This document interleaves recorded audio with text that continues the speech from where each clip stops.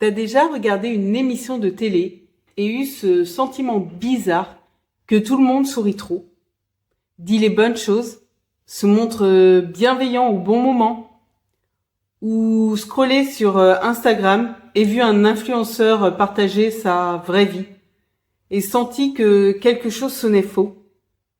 Moi, oui. Et plus j'y pense, plus je me dis qu'on vit dans une époque où l'authenticité est partout. Dans les discours, dans les posts, dans les interviews, et pourtant elle est de plus en plus rare. Aujourd'hui, je veux comprendre comment on en est arrivé là. Et surtout, ce que ça veut dire vraiment être authentique. C'est ce qu'on va explorer ensemble. Mais d'abord, j'aimerais savoir si toi, tu as quelqu'un dans ta vie que tu considères vraiment d'authentique. Dis-le-moi en commentaire. Et dis-moi pourquoi. Parce que je pense que les réponses vont se ressembler. Commençons par le constat. Et je vais être direct. On vit dans une société du paraître. Ça n'a rien de nouveau. Les philosophes en parlaient déjà au XVIIIe siècle. Rousseau disait que la société corrompait l'homme naturel en le forçant à se conformer au regard des autres. Que l'homme social avait appris à vivre en dehors de lui-même, dans l'opinion des autres plutôt que dans sa propre vérité.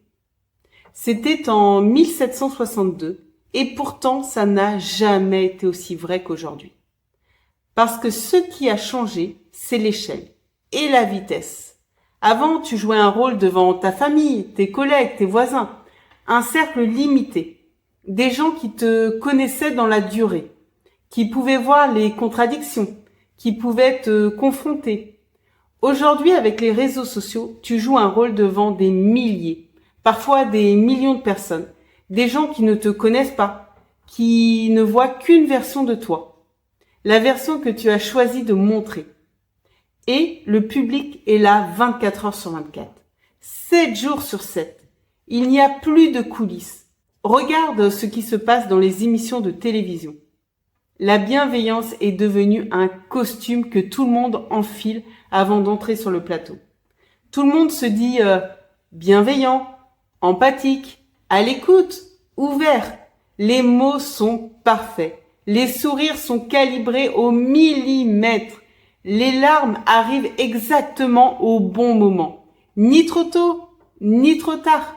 Les prises de position sont suffisamment consensuelles pour ne froisser personne, mais suffisamment marquées pour paraître courageuses.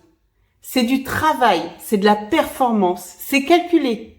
Mais est-ce que ces gens sont vraiment comme ça dans leur vie quotidienne? Dans leur cuisine le matin, dans leurs relations avec leurs proches, dans les moments où personne ne les regarde? La plupart du temps, non. C'est une image construite minutieusement pour être appréciée, pour gagner des votes, des followers, de la sympathie, des contrats.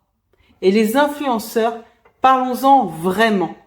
Il y a quelque chose de profondément troublant dans ce modèle économique.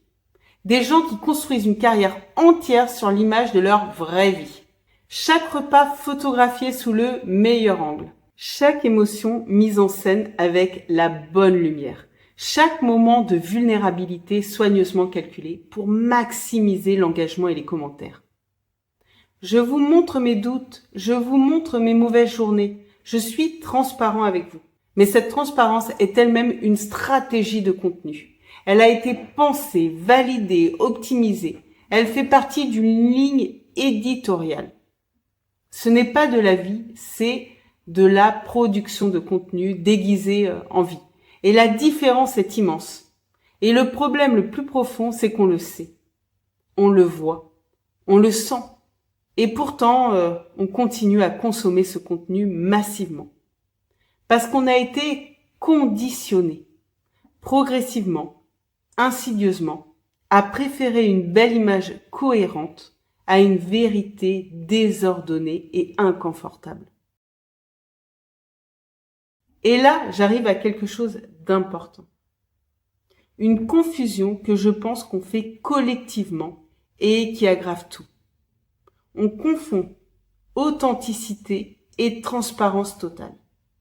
Beaucoup de gens pensent qu'être authentique, c'est tout montrer, tout dire, partager ses émotions en permanence, ses doutes, ses failles, ses mauvaises journées, ses conflits, ses peurs.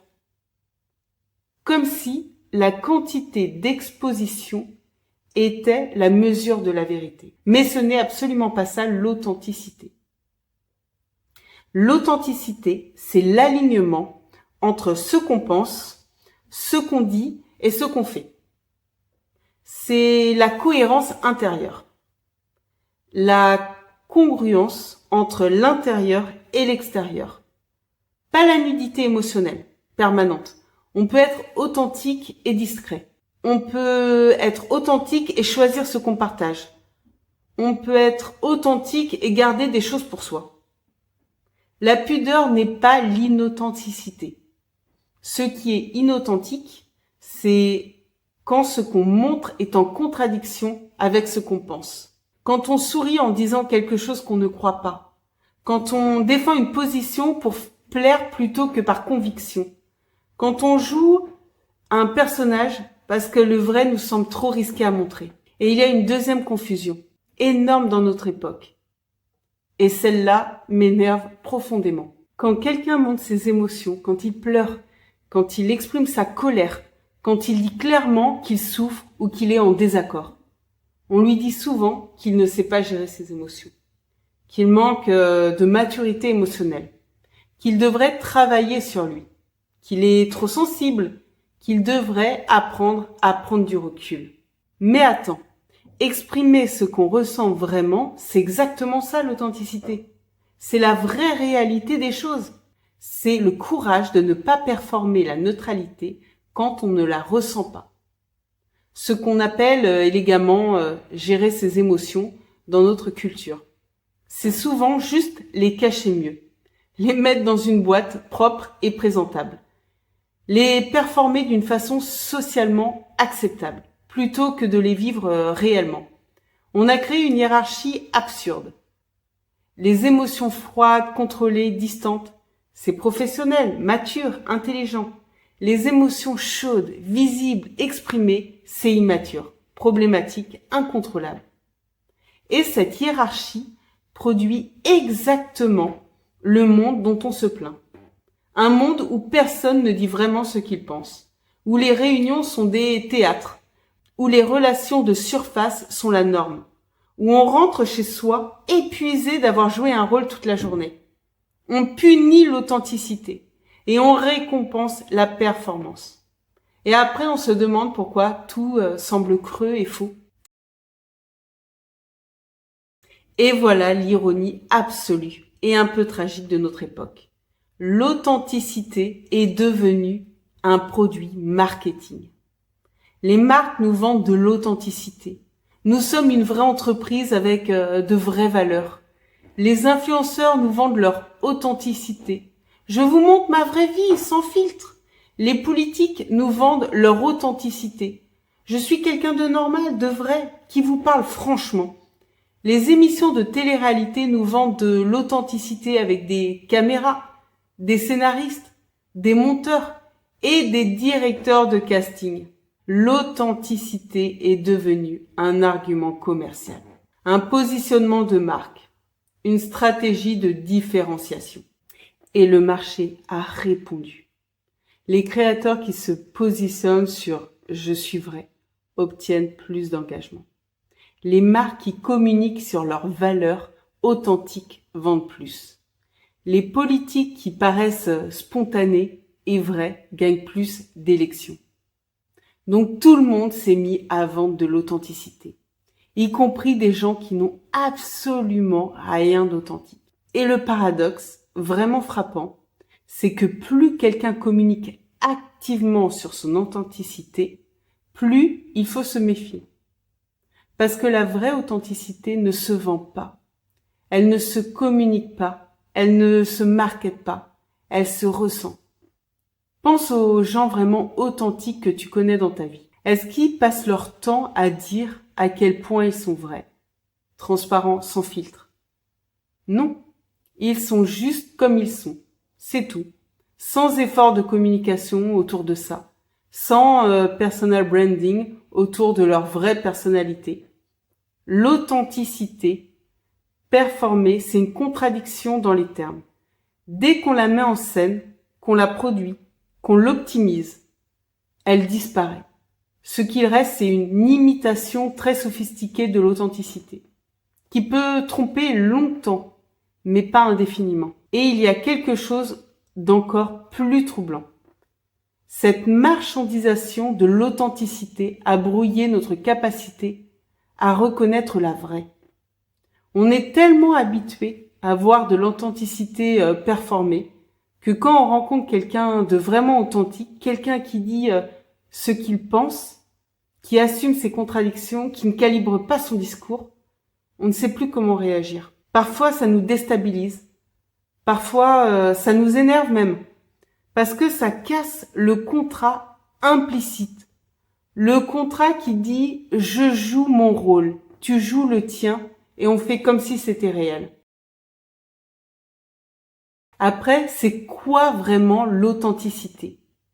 Et est-ce qu'il existe encore des gens comme ça? Oui, j'en ai dans ma vie. Et je pense que tu en as aussi dans la tienne. Ces gens qui, quand tu les quittes, tu te sens plus léger. Avec qui tu n'as pas besoin de performer. Avec qui tu peux dire « je ne sais pas » ou « je me suis trompé » sans craindre le jugement. Ces gens ont des points communs très précis. Et je vais les détailler un par un. Premier point commun, ils ne cherchent pas à plaire à tout le monde. Et c'est peut-être le plus important. Les gens authentiques acceptent de déplaire. Ils disent non quand ils pensent non. Ils ont des opinions qui ne sont pas consensuelles. Et ils les défendent même quand ça crée de l'inconfort. Ils ne calibrent pas leur discours en fonction de ce que l'audience veut entendre. Ce n'est pas de l'arrogance, c'est de la liberté. La liberté de ne pas dépendre de l'approbation des autres pour se sentir bien dans sa peau. Le deuxième point commun, ils sont cohérents en public et en privé. Ce qu'ils disent devant une caméra ou en réunion ou sur les réseaux, c'est la même chose qu'ils diraient dans leur cuisine à 7 heures du matin. Et il n'y a pas deux versions d'eux-mêmes, selon le public et le contexte. C'est rare, vraiment rare, parce que la plupart des gens ont plusieurs versions d'eux-mêmes, selon les situations. La version professionnelle, la version familiale, la version réseaux sociaux, la version intime. Et ces versions sont parfois tellement différentes qu'elles semblent appartenir à des personnes différentes. Le troisième point commun, ils assument leurs contradictions sans avoir besoin de les justifier. Les gens authentiques ne prétendent pas être parfaits ou cohérents sur tout. Ils disent « j'ai changé d'avis » sans avoir besoin de construire une narrative autour de ce changement. Ils disent « je me suis trompé » sans que leur identité s'effondre autour de cet aveu. Parce que leur identité ne repose pas sur une image à défendre. Elle repose sur quelque chose d'intérieur, de stable, qui n'a pas besoin d'être validé en permanence. Le quatrième point commun, ils n'ont pas besoin de validation constante. C'est peut-être le signe le plus profond. L'authenticité vient d'un endroit intérieur stable, d'une relation à soi-même qui ne dépend pas du regard des autres. Ces gens ne vérifient pas combien de likes ils ont eu. Ils ne reconstruisent pas leur journée en fonction des réactions qu'ils ont obtenues. Ils ne changent pas de position selon le vent de l'opinion. Ce sont des gens rares, vraiment rares dans le monde tel qu'il est aujourd'hui. Mais ils existent.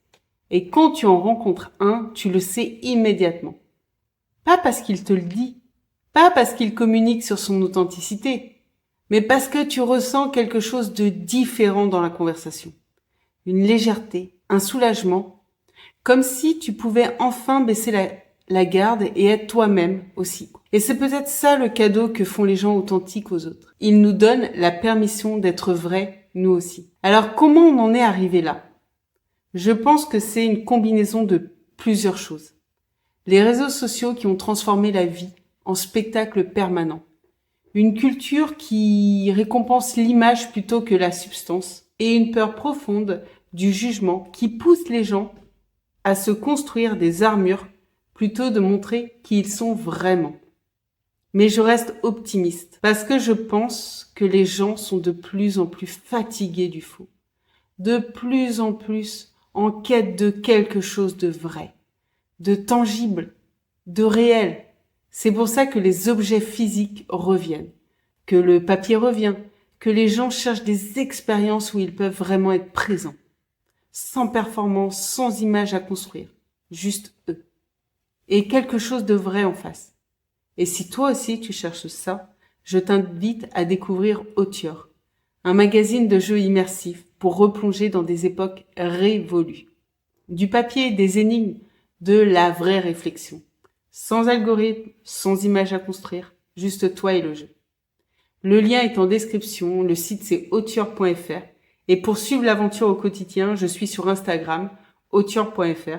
Dis-moi en commentaire si t'as quelqu'un dans ta vie que tu considères vraiment d'authentique. Et qu'est-ce qui te fait dire ça? À la semaine prochaine!